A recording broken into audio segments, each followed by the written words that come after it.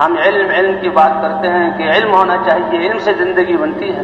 اللہ کا نظام کیسا ہے کہ اللہ نبیوں کے ذریعے سب سے پہلے ان آبادیوں میں رہنے والے بھٹکوں اور جاہلوں کو اللہ سب سے بڑا علم یعنی کلمے والا علم نبیوں کے ذریعے ان تک پہنچاتا ہے۔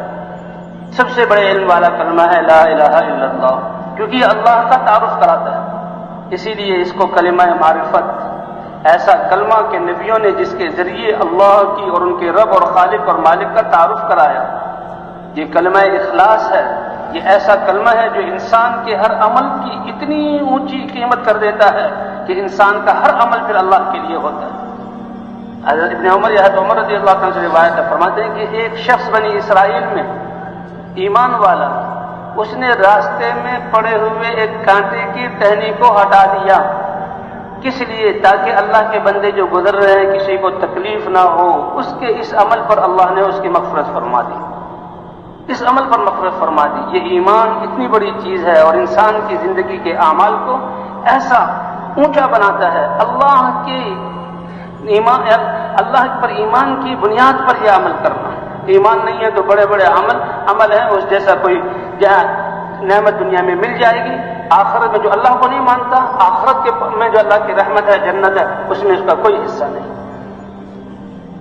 ایمان ایسی بڑی دولت ہے۔ بنی اسرائیل میں دو روایتیں کہ ایک شخص اپنے مسلمان بھائی کی بیمار پرسی کے لیے، یا ایک شخص کہ اپنے بھائی سے صرف ملاقات کے لیے کہ وہ ایمان والا ہے میں اس سے ملنے جاتا ہوں، اللہ کی نسبت پر ملنے سے خوشی ہوگی اور جہاں آرام ملے گا، تو اللہ نے فرشتے کو بھیج دیا۔ پوچھا کہاں جا رہے ہیں؟ کہ اپنے بھائی کی عیادت کے لیے، اللہ کے لیے ملنے جا رہا ہوں، اس کی زیارت کے لیے جا رہا ہوں۔ کہ کوئی پیسے تو نہیں لینے، کوئی معاملہ تو نہیں ہے، کوئی اور حق تو نہیں، کہ نہیں اللہ کے لیے ملنے جا رہا ہوں۔ کہ سن لو تمہارے یہ چلنے کے لیے چند قدم اٹھانا، اس کی وجہ سے طبتا تم بھی پاکیزہ ہو گئے، طابہ ممشاک تمہارا چلنا بھی مبارک ہو گیا، وتبوأت فی الجنت منزلا، اس چند قدم اٹھانے پر اللہ نے تمہارے لیے جنت کا ایک محل تیار کر دیا۔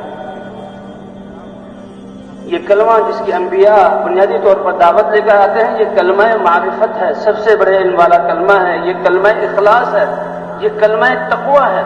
کہ اس کے اعمال ایسے پاکیزہ جو اللہ کو پسند ہوں اور اس کی زندگی اللہ کی نافرمانیوں، اس کی سیاہی اور اس کی بدبو سے پاک ہو جاتی ہے۔ یہ کلمہ تقویٰ ہے، ایسے پاکیزہ زندگی عطا کرتا ہے۔ انبیاء کی دعوت سب سے پہلے اس کلمے کے ساتھ، اس لیے سب سے پہلے اس امت کو اس کلمے کی دعوت ملی۔ آپ صلی اللہ علیہ وسلم خاتم النبیین ہیں، آپ کے بعد کوئی نبی نہیں آئے گا، آپ بھی اس کلمے کی دعوت دے رہے ہیں، اور جو کلمہ پڑھ رہا ہے وہ اس کلمے کی دعوت دے رہا ہے۔ حضرت موسیٰ علیہ السلام کی حدیث بھی ہے اور حضور صلی اللہ علیہ وسلم نے ایک مستقل حدیث میں بھی فرمایا کہ یہ کلمہ سب سے بڑا علم والا کلمہ، اس کی قیمت کیا ہے؟ اگر ساتوں آسمان، ساتوں زمینیں، اس کے بیچ کی ساری مخلوقات، آسمانوں سے اوپر جو مخلوق ہے اور تحت الثری کے نیچے جو مخلوق ہے، سب کے سب کو جمع کر کے ترازو کے ایک پلڑے میں رکھ دیا جائے اور ایمان والے کا کلمہ لا الہ الا اللہ کہنا، اس کلمے کے کلمات کو ایک طرف رکھ دیا جائے، لرجحت بہن لا الہ الا اللہ، تو لا الہ الا اللہ کا پلڑا بھاری ہو جائے گا۔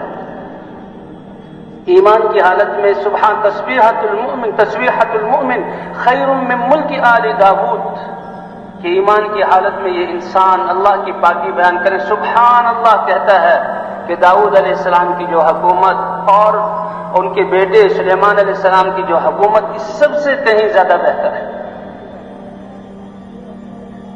تو انبیاء کرام سب سے پہلے اس کلمے کی دعوت کو لے کر آئے اور پھر اللہ کی طرف سے اتاری ہوئی مبارک زندگی وہ اپنی قوموں کو دی، اور جو لوگ اس پر چلے وہی پنپے، اللہ نے انہی کی نسل چلائی، انہی کو عزت دی، آخرت میں کامیاب کرنے کا وعدہ کیا۔ اور جن لوگوں نے بات کو نہ مانا، چاہے وہ موسیٰ علیہ السلام کی طرح کثرت والی قوم تھی، یا قوم عاد کی طرح طاقتور قوم تھی، یا قوم ثمود کی طرح پہاڑوں کو تراش کر اس میں اپنے محلوں کو آباد کرنے والی قوم تھی، یا قوم سبا کی طرح معرب میں ہزاروں ایکڑ زمین کو سرسبز اور شاداب اور نہروں اور چشموں والا بنانے والی قوم تھی، یا فرعون جیسا بادشاہ تھا، یا نمرود تھا، اللہ نے سب کو صفائے ہستی سے مٹایا اور ایمان والے بن گئے۔